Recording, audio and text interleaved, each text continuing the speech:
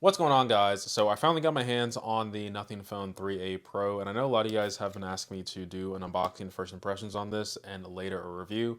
So without further ado, let's give a word to our sponsor, who is ironically nobody. Like always, we got to give credit where credit is due. This product was made in China. Like always, though, instead of using the pull tabs, we just slice this. By the way, look how cool this is when I slice it open.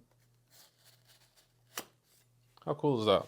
And I will say the box is it's a bit thicker than the 3A. Like before, we have a little bit of a design on the outer box. Pretty simple, pretty basic. Probably a message on the left. Yep. Should I read this again? Probably not. I do like when companies do this where they're saying, hey, this is the power button, volume buttons, where you charge it, SIM card, your essential space button. All right, let's see what else we get in the box, right? We get our USB-C cable, no power adapter, because what world do we live in nowadays? Yeah, that's all we pretty much get. So, and this is the transparent brand at this point where you kind of get to see the back of the phone, which honestly I think is pretty cool. I'm trying to find a place to put this box. Just gonna go on the ground, I'm sorry, nothing. The other thing that we have to do as well is always give our devices a good smell because a smell test is important.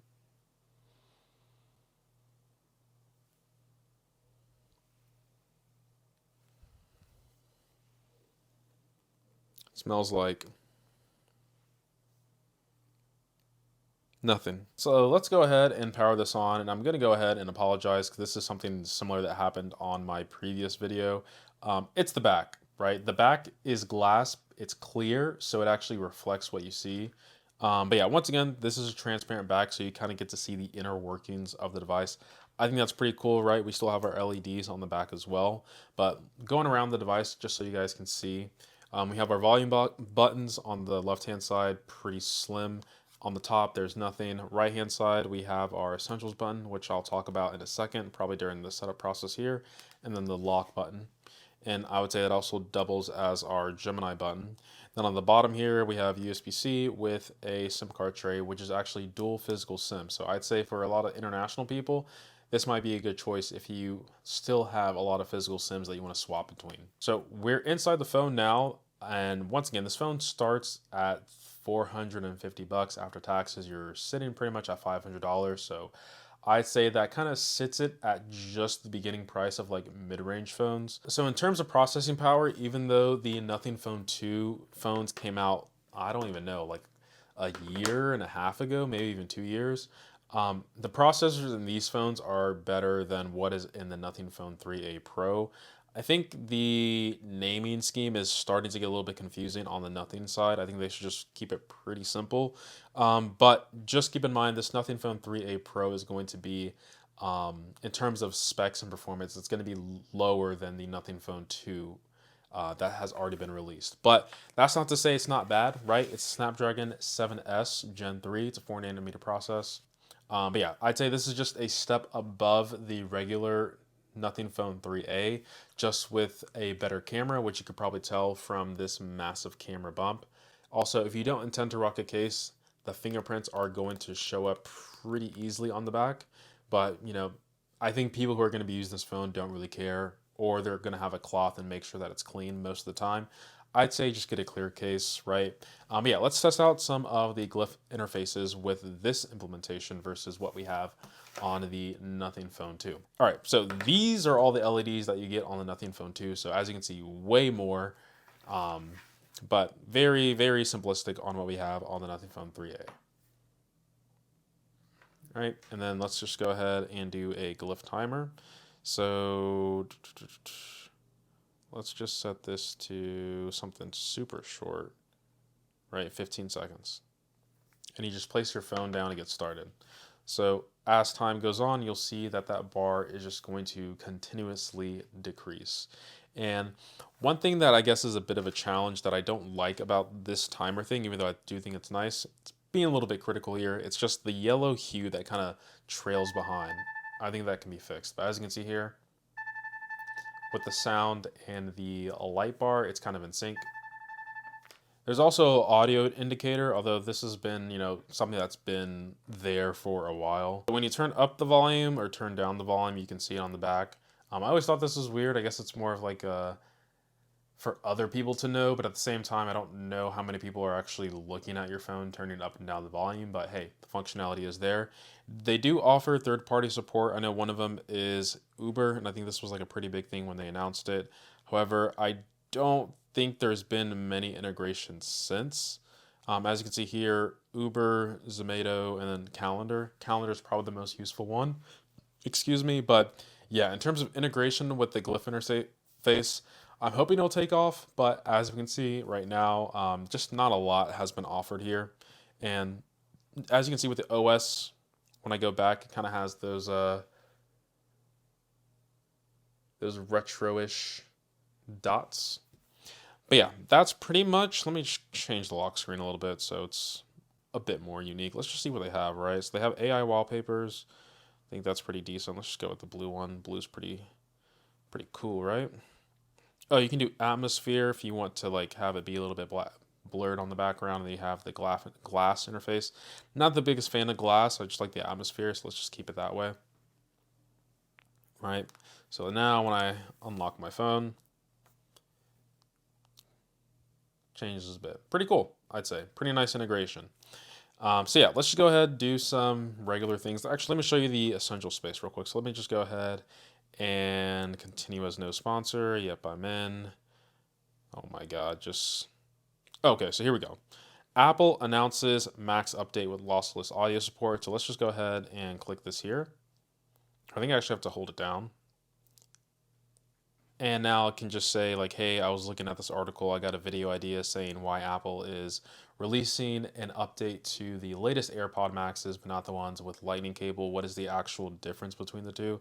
It doesn't really make sense, especially if the processing powers are nearly identical.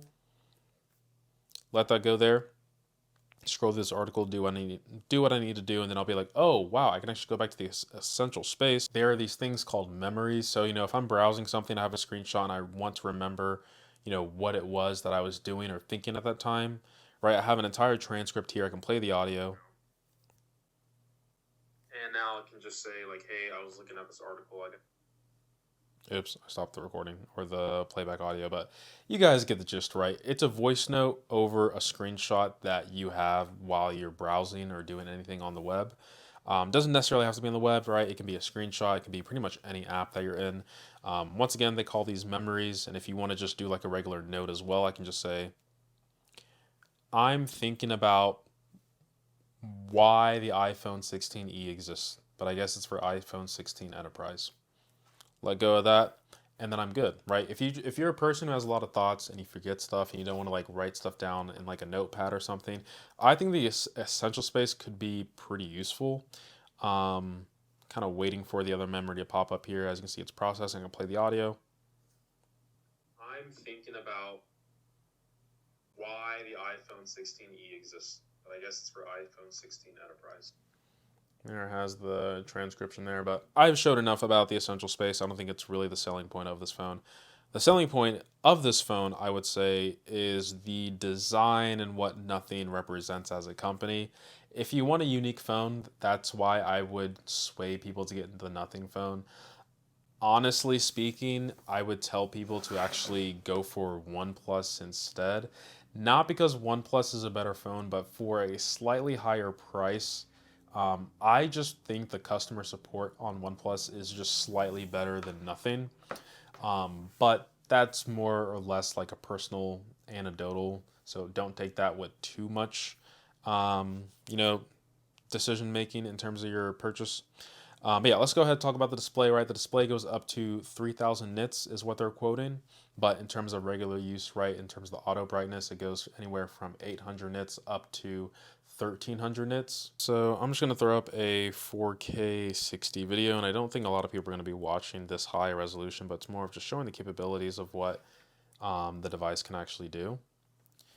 Let me just go ahead and zoom that out. So yeah, like I was saying before, it goes up to 3000 nits in HDR, but for regular use like outdoor and whatnot, the max it can go is around 1300 nits, and the regular is only 800 nits, which either number, right, 800 and 1300, I think a lot of people are going to be completely fine with either one of those, but HDR, I will say it does get pretty bright. And from a device that's only around $500 after taxes, that's not that bad. That's not that bad. Especially it's an OLED screen too, so the contrast that you're getting is going to be pretty nice. And you know, if you're a person who intends to watch a lot of content, you're not going to be disappointed using this device here. It does have Wi-Fi 6, not Wi-Fi 6E. I know some people are a little bit upset when stuff doesn't have Wi-Fi 6E. Um, it's a budget phone, right? Keep your expectations in place. I think a lot of people who have Wi-Fi 5 are still going to be fine, right? I think a lot of people still use Wi-Fi 5. But in terms of future-proofing, I would say at this price point, you're not really in the market to future-proof.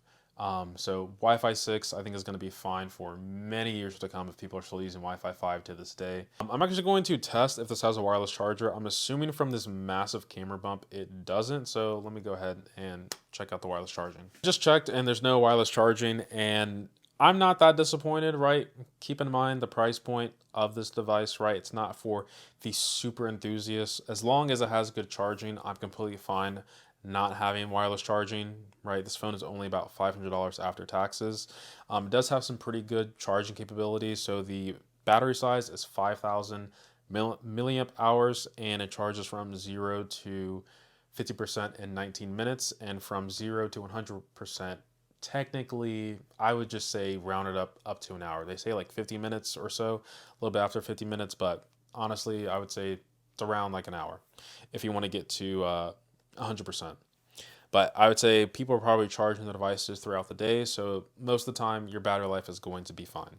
Just be mindful about the dual SIM stuff because your battery is definitely going to drain much faster.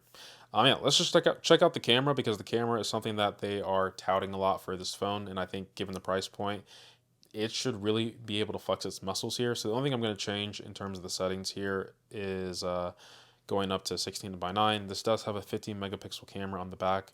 Keep that in mind. So if you want to use that, make sure to switch to it. But I'm just going to use the 12 megapixel just for consistency purposes. So yeah, let's just go ahead, take a couple shots, and give you my thoughts. All right, so let's take a look at a couple of these shots. Man, do I look tired. So nothing. I don't know what to tell you guys, right? It's not like I'm trying to put you guys in bad situations. I don't think this shot that I do for any other smartphone is that difficult. And this is using the back cameras, right? Back cameras, which are better than your front facing camera. And you know, you have your own, I guess, software that you're doing for processing. Why does the back of my TV in portrait mode never come out clean? Ever. It's always just something weird. In terms of, I guess, the actual subject itself, right? I'd say around the hair, it's not like I'm really nitpicking here. I think it's actually pretty good. I would say that's a complete pass. But in terms of the background, like, look how it's just like a mess in what it's doing. And if I were to go to like a regular photo here, this is the ultra wide shot. As you can see here, the camera is much better on capturing the overall detail, but I'm just a blurry mess, and I really don't want my first impressions on unboxing videos to come across as overcritical or nothing, right? I really want them to succeed as a company, but once again, right, if you're focusing a lot of your marketing on the cameras, how good your cameras are, and I'm just using them in, you know, the first 5 minutes of using the phone, it should not be this bad. And for a $500 device, I actually can name phones that have better camera systems than this easily. So I think that's some improvement that can be worked on. And then this is the 1x lens. If you're using the main lens by nothing, I think you're going to get some of the best photos that you can get given the price point. And as you can see here, this is a pretty good shot in terms of my skin tone representation. As you can see, the overall background is properly what it should be. It's not what you see in this photo here. That's a complete mess. But yeah, 1x lens, or the main lens, I should say, very good by OnePlus, and I would highly recommend to just stick to that and not try too much in terms of like going over to portrait mode and whatnot. Stick to the 1x lens. Anyway, I'm beating up a dead horse at this point. So let's go ahead and switch to 4K 30 on the back camera and show you guys what it has. So this is me testing the back camera on the Nothing Phone 3a Pro. You guys let me know how it looks and sounds. So I'm hoping compared to the front camera that the back camera is able to have a bit more contrast and detail. I do believe I have the HDR turned on as well, so maybe if you're having problems with what the video looks like, probably turn off the HDR because HDR sometimes does some funky things, but main lens by Nothing, I'm pretty confident it looks pretty good. So you guys let me know how it looks and sounds. All right, so the front-facing camera on the Nothing Phone 3a Pro does have 4K 60, so you guys let me know how it looks and sounds. Once again, I'm only able to see through the preview shot what this looks like, and on a condensed screen, which I think most people are going to be looking at videos and whatnot, it looks pretty good. I would say this is a complete pass, and for a $450 device, I keep saying 450, it's 459. After taxes, 500. I would say this is pretty good, but let's go ahead and test out the back camera because the back camera is where the real test is. That pretty much wraps it up for me with the Nothing Phone 3a Pro. Once again, it's really just a camera improvement and then like some very other minor improvements compared to the non-Pro model of the 3a. So that pretty much wraps it up for me when it comes to the Nothing Phone 3a Pro.